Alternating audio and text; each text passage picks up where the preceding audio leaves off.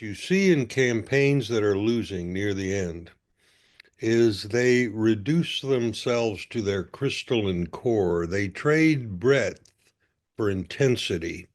They go after the most radical thing that appeals to their base. And I think what we're seeing in Meacham, who's a wonderful guy, who love and respect immensely, but what you're seeing out of the Harris campaign, he's Hitler. He's a bad, orange man bad. And, the apocalyptic vision for the country if he should win, that's going to motivate the base. Now, sometimes campaigns at the end, when they're shrinking and they've run out of doors to knock on that'll get them across the 50-yard line, make a conscious decision to reduce themselves to their 46, 47, 48% and say, we're going to beat them on the ground. We'll beat them with turnout. Our machine is better. And Democrats can do that. They basically turn a general into a midterm. But sometimes campaigns just run out of message. They run out of script, as they say in Hollywood, and then they turn to what they become who they are. It's not an intentional strategy. It's all they have. And I don't know which it is for Harris, but it smells like decline. It smells like decline. That's veteran political analyst Alex Castellanos. And with just 8 days to go, it does look like the Harris campaign is imploding in on itself. The Trump train has officially expanded the electoral map, all as the Harris-Walz campaign doubles down on a message no one, literally no one, is listening to. Hey, gang, it's me, Dr. Steve, your patron professor, here to help you stay sane in these insane times. So you know what to do. Make sure to smack that bell and subscribe button. Before we dive in here, gang, let me ask you, what do you think you could do if you had the same insider trading information that Nancy Pelosi has, right? And you know exactly what I'm talking about. Politicians like Pelosi have had access to insider trading secrets for decades now. They know exactly what stocks to buy and when to buy them. But guess what? You and I actually have access to that very same information. Thanks to a little-known SEC database, we can see what and when corporate CEOs are buying up in real time, and then we get to piggyback on their trades to gain the same advantage for ourselves. Gang, that's why you have got to click on that link below and sign up for a free training with me and my good friend Ross Givens. It's this Thursday, October 31st at 3 p.m. Eastern. Ross is an insider trading expert whose recommendations have led to investment returns of over 200%. Some have hit as high as nearly 1,500%. It's going to be an amazing free training where you and I can learn how to trade with the exact same insider knowledge as these politicians, but legally and ethically. But don't wait. Seating registration is limited, so click on that link below right now and register today, and I'll see you for an event that promises to be a real game changer. Click on that link below right now. All right, gang, so here we are 8 days away from the big day, and what's important to get for this week as we analyze the data, and it's all coming in hot and heavy, as it were, but the key to understanding where we are right now is that this is basically it. I'm kind of done saying, okay, well, 2 weeks or, we still have a long way to go. No, this is it. The picture that we're seeing beginning today, as for the rest of the week, is pretty much it. The amount of voters who are going to change their mind last minute or break for one candidate over against the other this late in the game is pretty marginal. It's pretty negligible. So this week should give us a very good idea of what to expect on November 5th. And I like how data analyst Eric Dougherty put it in his tweet this morning. The signs, the red flags, the alarms, they're all flashing. They're all going off. It's deafening. The blue Titanic is sinking. The forest of coconut trees is entirely deforested. The island is floating away. There's nothing left but a sea of red. And what he's getting at there is that when all is said and done, we really are seeing a very clear trend emerge. 8 days before the election, everything, I mean, literally everything, gang, is trending Trump. I mean, let's just look at some of the highlights of the Big Seven swing states. Let's start with Arizona. Take a look at the early vote lead for Republicans. This is unprecedented. It's almost always, no, I think it's always, without exception, Democrats in the lead for early voting. Take a look at this, gang. The Republican lead, early voting lead, is now just shy of 100,000. It's a 99,000 vote lead as of the making of this video. And the beauty here is that the Democrats have actually used up more of their voters in the early voting process. And this is because of the massive lead that Republicans have in voter registration. So this is why voter registration efforts are so important, like what we're seeing here in Pennsylvania. Because Republicans have 250,000 more voters registered than Democrats, they lead the Democrats by 100,000 in early voting, while at the same time, more Democrats have already voted, right? So hopefully you understand what I was just trying to say. In other words, we ain't seen nothing yet. There's still plenty more gas in the GOP tank, as it were. So Arizona looks like it's all set. Take a look at Nevada. Gang, this is unprecedented. Nevada's historically a Harry Reid Democrat machine. Republicans have opened up to 23,000 vote lead over Democrats. And independents are reportedly overwhelmingly pro-Trump. So this looks like it's going to be the year that Nevada flips. It finally flips. Nevada has not gone Republican since 2004, and all signs are showing that that's what's going to happen this year. It's going to finally flip.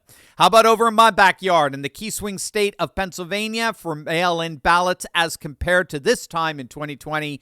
Democrats have gone from a 50-point lead down to a 30-point lead. We've nearly shrunk it in half. Their margin has shrunk from a 70-20-point spread to a 60-30-point spread. Now remember, don't freak out about that. Pennsylvania is radically different from Arizona and Nevada. 70% of the Pennsylvania voters vote on Election Day, and it's always overwhelmingly Republican on Election Day. And so the Democrat firewall, the Democrat advantage that they have always amassed in early voting before Election Day when Republicans come out en masse, it's just not there this year. Here's what it currently looks like. So in comparison, in 2020, they had a firewall of 1.1 million early votes on Election Day. As of today, 8 days out, the Democrat firewall has collapsed to just 380,000. It is literally nothing in comparison to where it was in 2020. Nowhere near where they were when Biden went on to win the state by just 80,000 votes. Word on the street, I was just listening to Rich Barris on the Benny Johnson show. Word on the street, Rich was talking about Kamala has basically just ceded North Carolina. So forgive my ADD, I'm moving right over to North Carolina from Pennsylvania. She's pulled her radio advertising. She's pulled her radio advertising from North Carolina. She knows she's not going to win it. She's going to lose North Carolina big. It's not even going to be close. We're already seeing it in the early voting. And guess where she's pumping that money in? She's pumping that money into Virginia. Now, why would she be doing that? Why would she be spending money in a state that Biden won by 10? Why is she spending money in a state that should be one of the safest states in the union if you're a Democrat? Well, it's because of this. Take a look. Trump is within one of Harris in a state that Biden won by 10. Trump is within one. 1 point, gang. What's going on? Well, what's going on is that it looks like we have a new set of swing states opening up. That's exactly what election analyst Seth Keshel, who I'll have on later on today, you'll definitely want to check out that interview. That's what he's been predicting for weeks now. Robert Barnes recently said this. It looks increasingly like Maine, New Hampshire, Virginia, Maine, and New Mexico are the new swing states. Forget the Big Seven. Arizona, Nevada, Georgia, North Carolina, right, the 4 Sunbelt states, they're all going Trump. They're gone.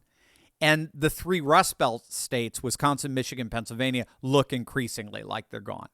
Trump is poised to win all of at least 6 of the 7. We'll see about Nevada. I always get nervous about Nevada. But the new battleground states that are opening up now that are all within like 3, 2, 1 points of each other are Maine, New Hampshire, Virginia, Minnesota, and New Mexico. For example, take a look at the latest poll from the New Hampshire Journal. Trump just took the lead. Trump is leading New Hampshire 50-49. Now, of course, certainly within the margin of error, but a nightmare scenario either way for Harris. Trump shouldn't be anywhere near the margin of error. Not in New Hampshire. Biden beat Trump by 7 points in New Hampshire. Biden beat Trump by 7 points in New Hampshire. I'm becoming Biden. But it gets worse because if Trump is within the margin of error in New Hampshire, how do you think Kamala is doing in Pennsylvania that consistently votes to the right of New Hampshire? And if you can forget about Pennsylvania, then you can also forget about Michigan, Wisconsin, who always vote right along with Pennsylvania. Do you see how expanding the electoral map fits in with the traditional swing states? And we could keep going.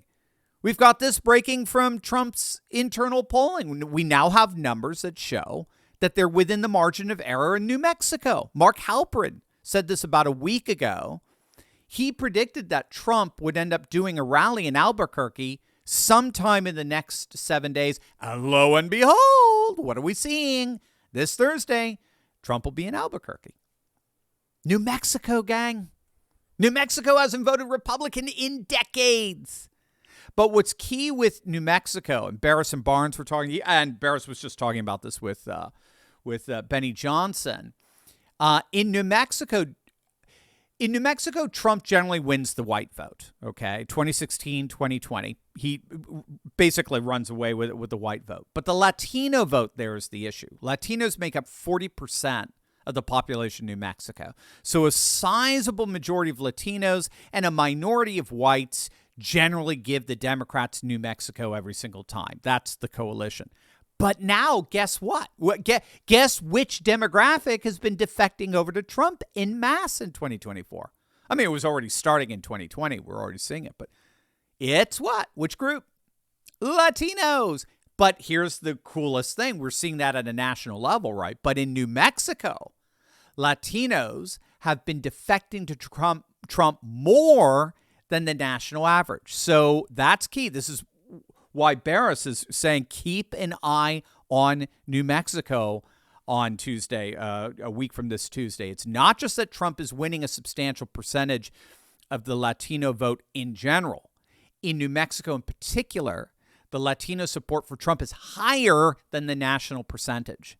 So if Trump is winning a majority of the white vote in New Mexico, and then if he can get a super solid number of the Latino vote, particularly the Latino working class vote, that exceeds even Trump's gains among Latinos nationally. I mean, New Mexico's in play. There's just no way around it.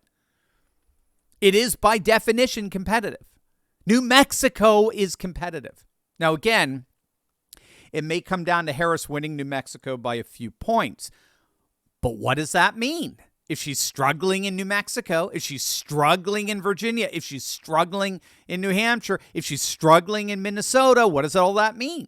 What it means is there is no way she's winning a single swing state that votes consistently to the right of any of those states that she's struggling in. So here's where the electoral map stands thus far on Monday, 8 days before the big day. This is the map based on the RCP aggregate. That's the Real Clear Politics average. So these are all the polls. There's no cherry picking here at all. These are all the polls averaged out, the good, the bad, the ugly, all aggregated for each state.